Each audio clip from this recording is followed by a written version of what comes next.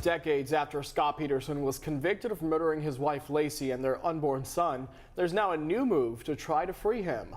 The Los Angeles Innocence Project is taking on his case and has already turned to the courts to request evidence they say was withheld by prosecutors. CBS 8's Richard Allen is here with more on what exactly they're looking for. Richard? Well, that's right. This is a story that continues to fascinate the public. Now, Scott Peterson, who is 51 years old at this point, has spent the past 20 years behind bars. But the LA Innocence Project, which uses forensics and other scientific evidence to exonerate those wrongly convicted, is now hoping to obtain evidence that would be more than 2 decades old to try to secure his freedom. Officers began a search of the couple's home late last night. More than 22 years ago, on Christmas Eve of 2002, Laci Peterson, 8 months pregnant at the time, was reported missing from her home in Modesto. Her body was discovered 4 months later in the San Francisco Bay.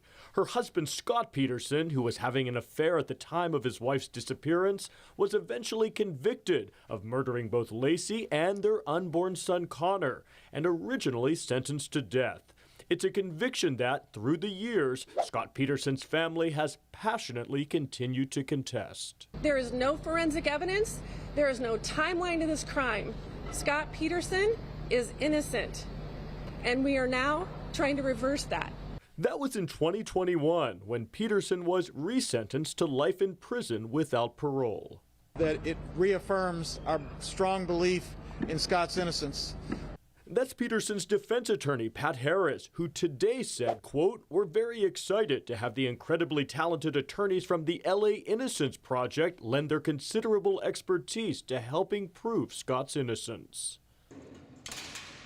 The LA Innocence Project, a nonprofit dedicated to exonerating those who are wrongly convicted, submitted this motion to the court earlier this week, requesting that prosecutors hand over evidence that it says was available during the trial. According to ABC News, which first reported this story, that includes evidence from a burglary across the street from the Petersons' home in Modesto that took place 2 days after Laci's disappearance, as well as documents from witness interviews.